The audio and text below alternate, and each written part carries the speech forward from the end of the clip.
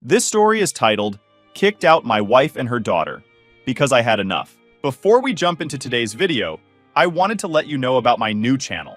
It's got shorter videos and a fresh style. Be sure to check it out through the link in the description. Alright, let's dive into the video. OP starts off by saying, "So yeah, here I am, 32-year-old guy, married for a year to a woman named Andy, who I thought was just incredible. She's 34, and I'm not kidding. Up until all this started happening, I genuinely thought I'd lucked out. We met, hit it off pretty well, and took things nice and slow, mostly because of her daughter Carrie. Carrie's 16 now, but when I met her, she was about 14. And man, I could tell right away she wasn't thrilled about me being there. Which, okay, fair enough.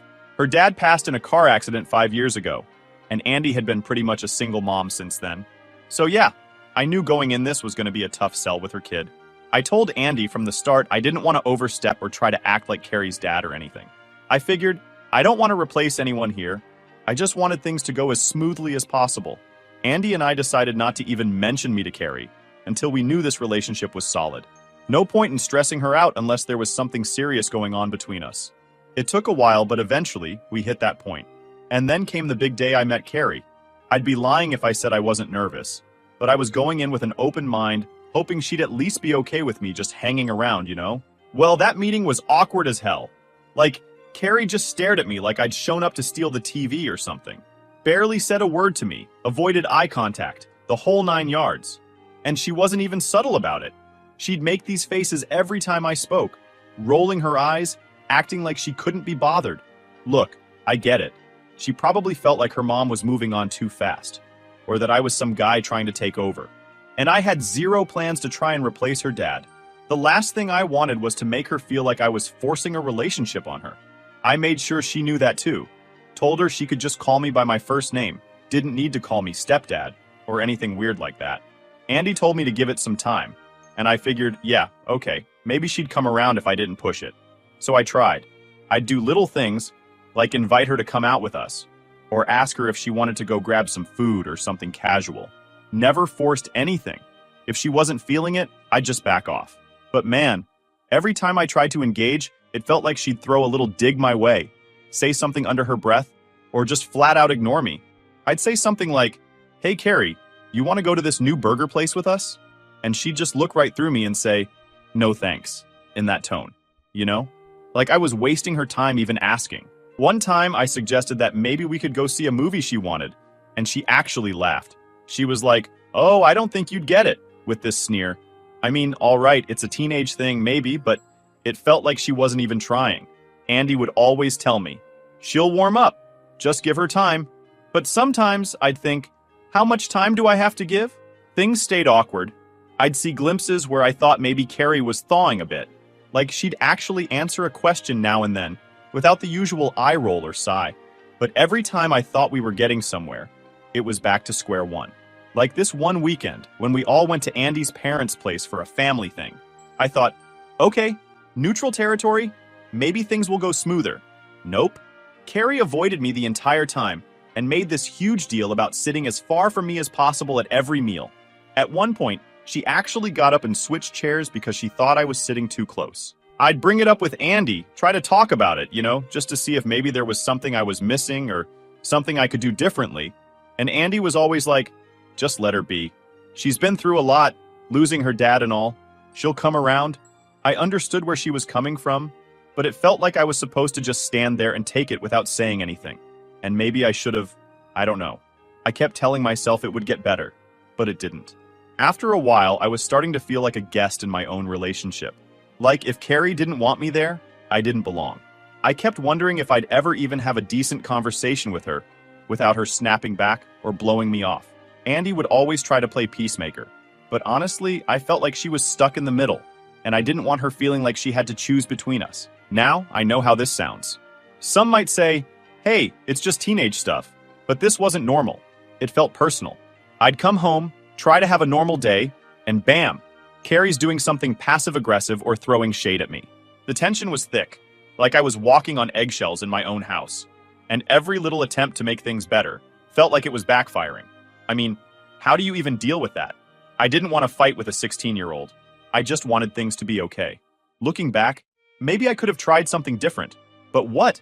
I wasn't going to kiss her or beg her to like me. I wasn't the enemy here. Just a guy trying to be a good partner to her mom. And even though I knew her dad's death was a huge loss, it wasn't an excuse for her to keep treating me like dirt. I tried to be the bigger person, to just let her comments and attitude slide, thinking maybe she'd grow out of it. But honestly, I was starting to get fed up. How much was I supposed to take? Andy kept saying she'd get better, but I was stuck waiting, hoping this invisible better time would come. And every time Carrie ignored me, every time she threw one of her attitude bombs, it felt like another slap in the face, like I wasn't good enough to be part of their lives. Anyway, I'd convinced myself that once we all moved in together, things would change, that maybe she'd feel more at home and maybe start seeing me as more than just mom's annoying new husband. I'd never lived with a teenager before, so I thought it was just going to be an adjustment period. Thought I'd get to know her better, maybe even grow close, as wild as that seems now. But if I'd known what was coming, maybe I would have thought twice about getting that serious with Andy at all. Moving in was just the beginning of a whole new level of chaos. And as much as I wanted to believe Carrie would come around, the truth was, I was diving headfirst into something I had no control over. And man, was I in for a rude awakening.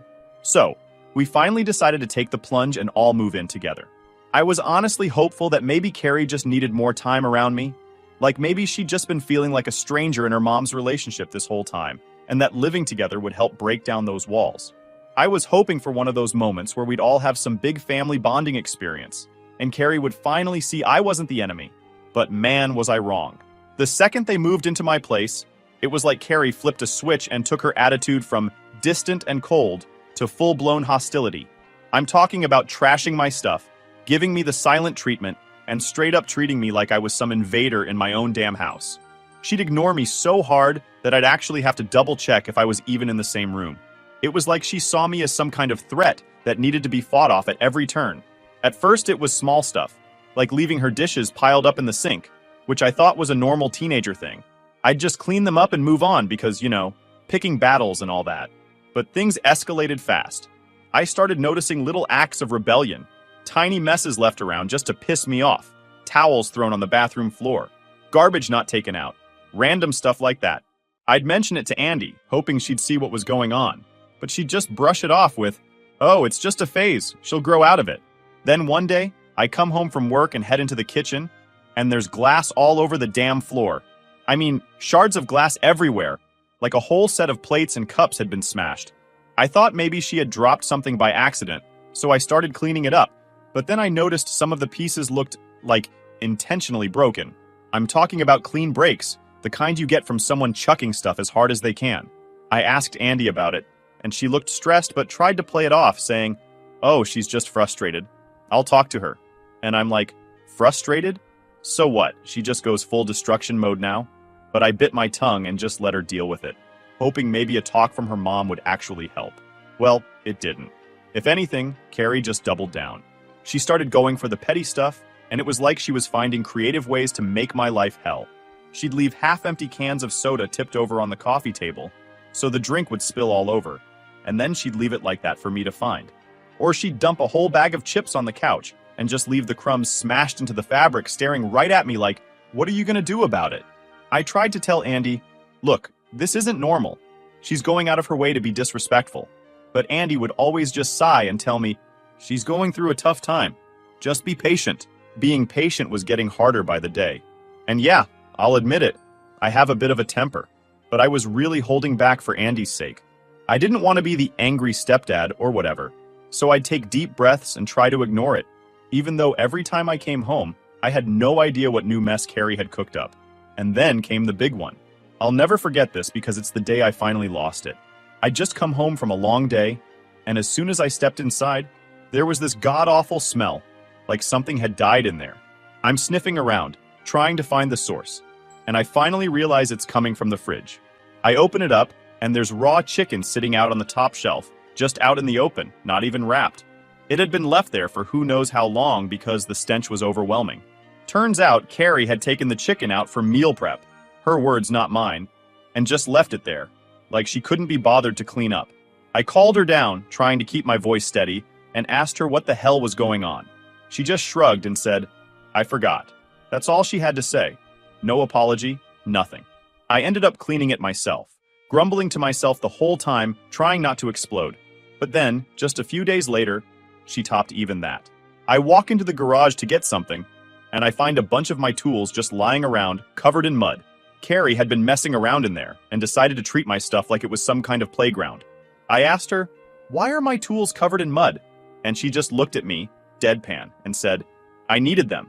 So what? I finally snapped. I yelled, probably louder than I should have, telling her this was my house, and she needed to respect my things.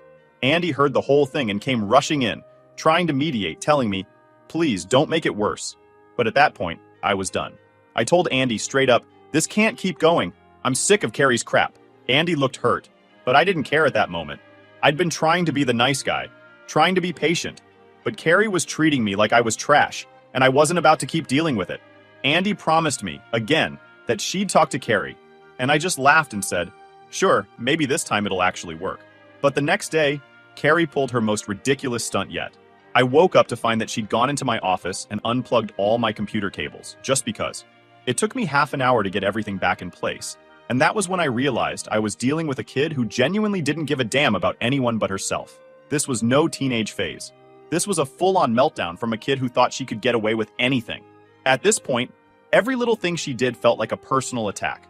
I couldn't walk into a single room without wondering what new chaos Carrie had left for me to find. And every time I'd bring it up to Andy, she'd just say, "She'll come around. Just give her space." Well, I'd given all the space I had. I was losing my mind trying to keep it together while Carrie was wrecking my stuff and laughing it off. It was only a matter of time before I reached my breaking point. Looking back, maybe I could have done something different. But honestly, I was fed up with always having to be the one keeping the peace.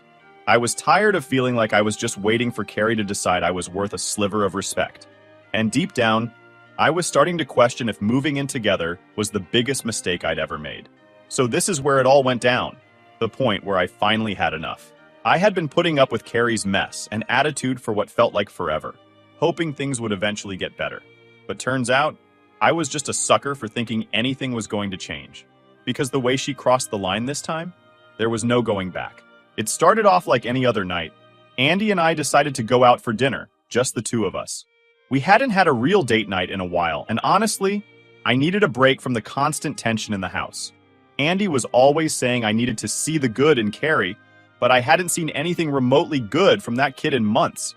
So yeah, I was looking forward to a few hours of peace.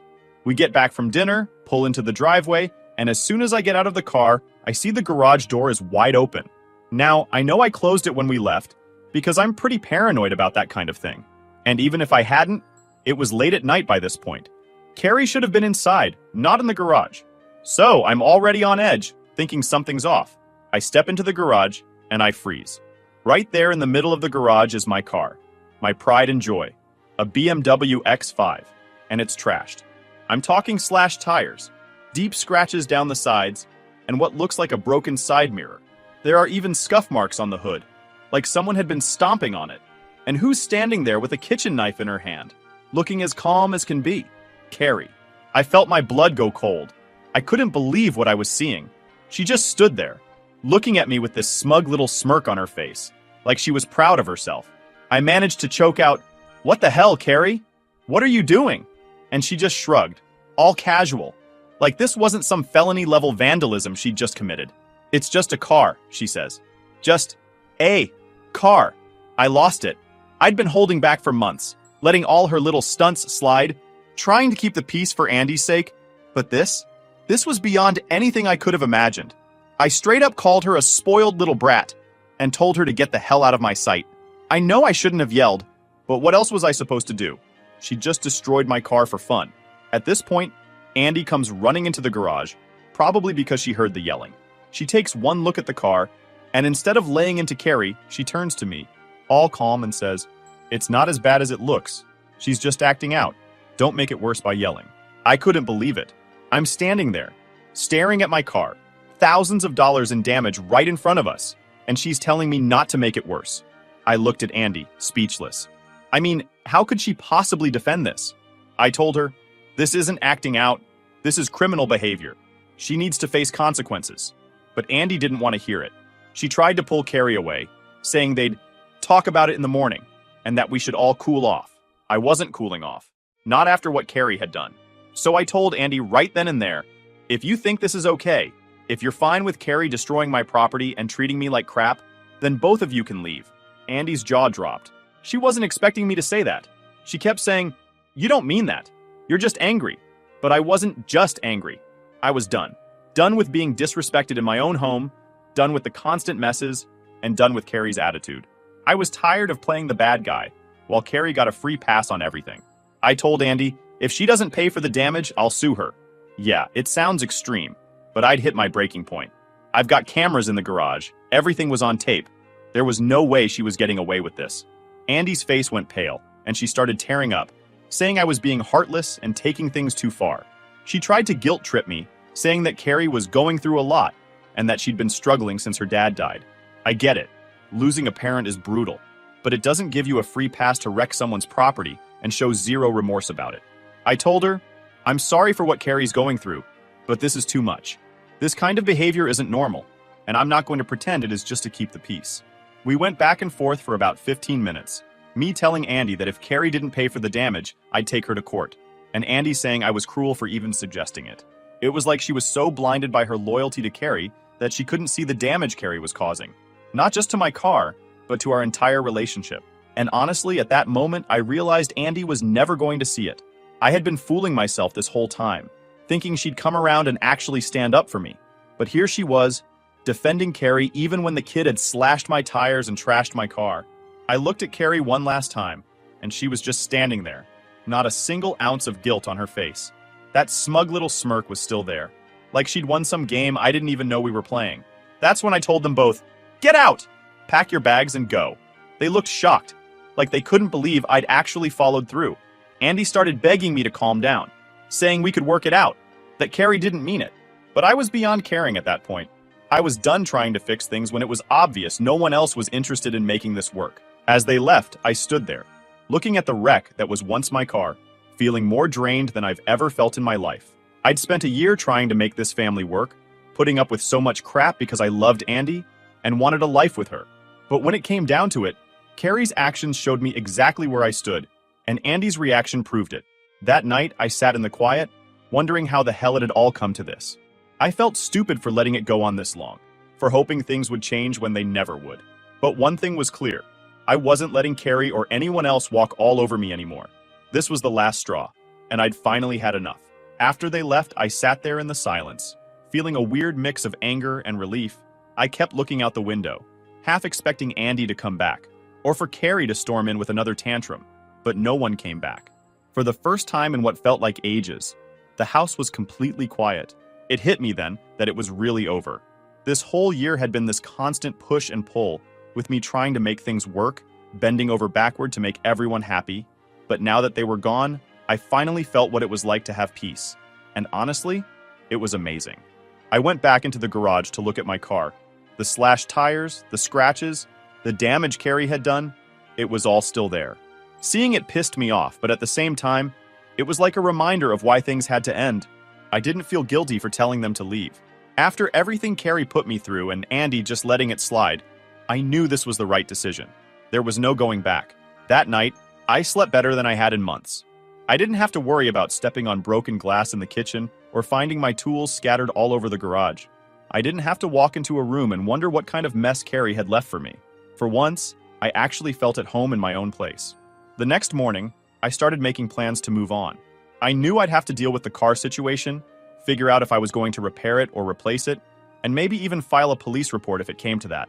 But for now, I just wanted to enjoy the quiet, to actually feel like I was in control of my own life again. As the days went by, I started getting texts from Andy.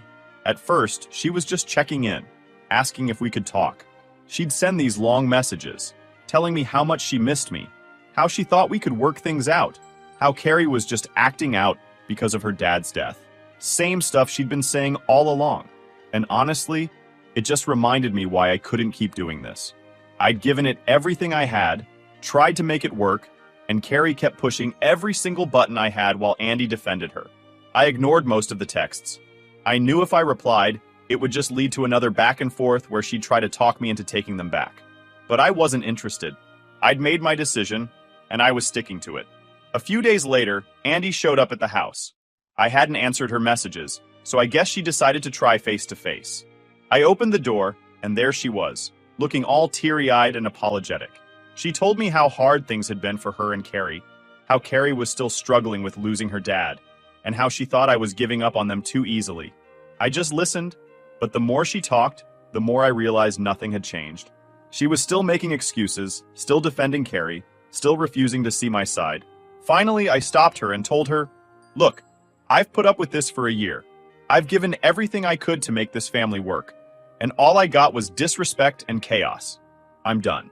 She looked hurt, but I could tell she didn't really understand.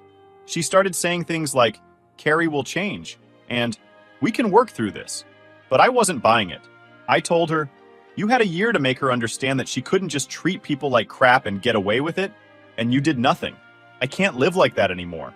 After a long, awkward silence, she finally nodded and said she understood.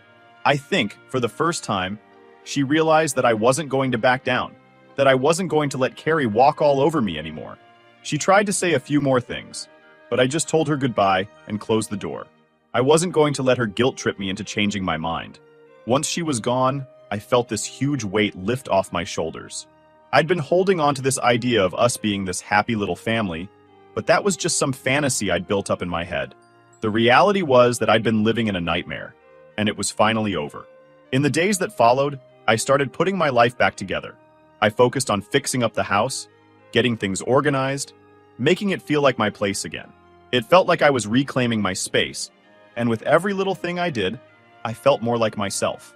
People started asking questions, of course.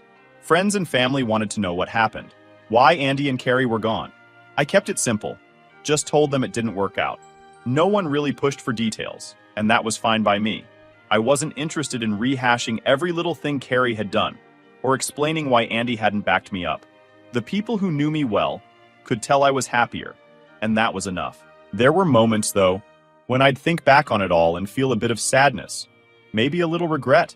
Not because I missed them, but because I'd put so much time and energy into something that turned out to be a complete mess. I'd wanted a family, wanted to be that supportive partner for Andy, and it hadn't worked out. But in the end, I realized it was better to be alone and happy than stuck in a toxic situation where I was constantly disrespected. One day, I was cleaning out the garage and finally decided to get rid of some of the things that reminded me of Carrie and Andy. I tossed out some random junk they'd left behind. Old clothes, notebooks, whatever. And as I was doing it, I felt like I was really moving forward. Like I was closing that chapter of my life for good. Final update. So, after everything went down, Andy reached out, wanting to talk. I'll be honest, I wasn't thrilled to meet up, but I thought maybe there'd be some sort of closure, or maybe she'd finally see my side. We sat down, and she started talking about how we could work through it, and how I needed to just be patient. She wanted me to come back and try again, promising that Carrie would get better, that this was all just a rough phase. But I was done. I mean, I'd already been patient. I'd been giving chances for a year while Carrie wrecked my stuff and my peace of mind, and Andy let it happen every single time. I told her as calmly as I could, "I'm sorry, but I'm done, Andy. I can't keep doing this." I explained that I needed to think about myself for once, that this wasn't just about one incident, but a whole pattern of disrespect and chaos. And honestly, I could tell she didn't fully get it. I think she really believed this could be fixed if I just put up with Carrie's nonsense a little longer. But the thing is, I didn't want to put up with it. I was tired of waiting for a kid who had zero respect for me, tired of Andy constantly defending her, and tired of feeling like an outsider in my own home. So we ended up signing the divorce papers pretty quickly. Thanks to our prenup and the fact that we didn't share finances, it wasn't a messy process. It was actually pretty simple. We just sat down with the papers, signed them, and that was that. No need to drag it out any more than we already had. In some ways, it felt surreal. Like, is this really it? But I knew deep down that this was the right thing to do. The relief I felt was all the proof I needed. Of course, there was still the matter of the car damage. That was where things got tricky. My insurance company wouldn't cover it because apparently vandalism wasn't included in my policy. So all 6,000 euros worth of damage was on me. Seeing that estimate was like a punch to the gut, especially after everything else that had happened. I told Andy straight up that Carrie needed to take responsibility for what she'd done and cover the costs. But surprise, surprise, Andy didn't have the money. and she wasn't exactly in a position to help. She'd moved back in with her parents and was struggling to find her own place, so her hands were tied.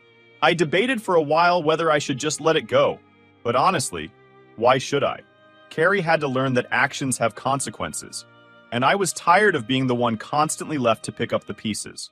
So, I made a deal with Andy. I'd cover the cost of the repairs up front, and she'd pay me back monthly until it was all settled. We even got it written up officially, just so there'd be no forgetting or backing out. I wasn't going to leave it to chance. And because I'd filed a police report, Carrie now has a criminal record. I know some people might think that's extreme, but if you'd been in my shoes, you'd understand. She brought this on herself. Maybe now she'd realize she couldn't just go around trashing people's property and expecting no consequences. The weeks that followed were interesting. I'll admit, it was strange at first, coming home to an empty house, without all the messes and attitude waiting for me. I'd grown so used to the tension that it took a little while to get used to the quiet. But the weird thing? After the first few days, I started to feel a lot lighter. It was like this massive weight had been lifted off my shoulders. I didn't have to worry about stepping on broken glass in the kitchen or finding my tools scattered all over the garage. For the first time in months, I actually felt at peace. Friends have been great through all of this. I told a few of them what happened, and they were all on my side. They kept telling me I'd done the right thing, that I needed to stand up for myself. It felt good to hear that because, honestly, there were moments where I wondered if I'd made the right call. I mean, it's not every day you kick your wife and stepdaughter out, but then I'd remind myself of everything I'd put up with, and any doubts I had would disappear. I'd spent a year being patient, being understanding, bending over backward to keep the peace, and where did it get me? A slashed-up car and a stepdaughter who treated me like dirt. No! I didn't regret my decision one bit. And thanks to all of you here who told me I wasn't the a-hole. I know this might sound cheesy, but your comments actually helped a lot. It's weird to think about, but sometimes it's easier to get perspective from people who don't even know you than from those who do. Reading your comments, seeing the support, the "you're not the bad guy here" messages, it was exactly what I needed to keep moving forward. Every now and then, I'd get a text from Andy. Nothing too major, just little messages checking in, seeing how I was doing. I ignored most of them. I wasn't interested in rehashing anything or being guilt-tripped into second-guessing myself. She'd made her choice when she sided with Carrie time after time, and I'd made mine. Besides, the last thing I needed was to get pulled back into that mess. Now, with everything behind me, I'm focusing on getting my life back on track. I started doing little projects around the house, fixing things up, organizing, making it feel like mine again. It's amazing how different everything feels, without all that stress hanging over me. I'm reconnecting with friends I hadn't seen in months, making time for hobbies I'd let go of, just taking care of myself for once. And yeah, it feels pretty damn good.